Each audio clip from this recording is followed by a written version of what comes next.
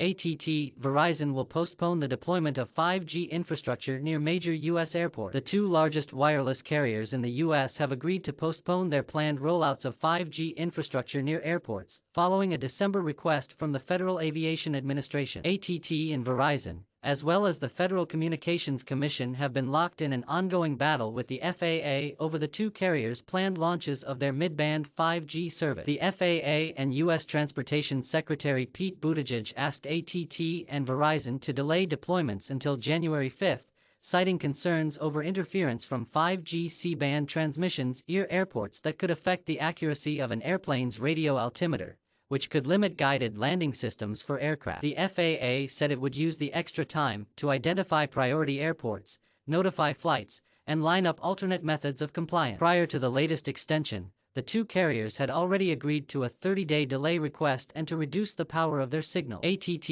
and Verizon initially turned down the January 5 request with plans to avoid deployment around specific, unnamed airports for the next 6 months, according to reports from Bloomberg and Reuters. ATT and Verizon on Monday evening, however, reached a new agreement with aviation industry regulators for a 2-week delay on the activation of their C-band 5G services. Dallas-based ATT, for its part, also agreed to reduce network power around airports for the next 6 months to give regulators time to study potential interference, which is being put into practice in France right now. At Secretary Buttigieg's request, we have voluntarily agreed to one additional 2-week delay of our deployment of C-band 5G services, an ATT spokesperson said in a statement. We also remain committed to the 6-month protection zone mitigations we outlined in our letter. We know aviation safety and 5G can coexist, and we are confident further collaboration and technical assessment will allay any issues. A spokesperson for Basking Ridge, NJ-based Verizon, said the 2-week delay promises the certainty of bringing this nation our game-changing 5G network in January, delivered over America's best and most reliable network. Both carriers had plans to launch its new mid-band 5G services in U.S. cities on Wednesday, following the FCC auction in February 2021 that sold the two carriers rights to use C-band frequencies for nearly $70 billion. The FAA thanked the wireless carriers in a statement. "Safety is the core of our mission, and this guides all of our decisions," the agency said. "We look forward to using the additional time and space to reduce flight disruptions associated with this 5G deployment." 5G technology was put into practice in 2021 as the country's largest carriers built out their 5G networks and extended service into new cities and regions,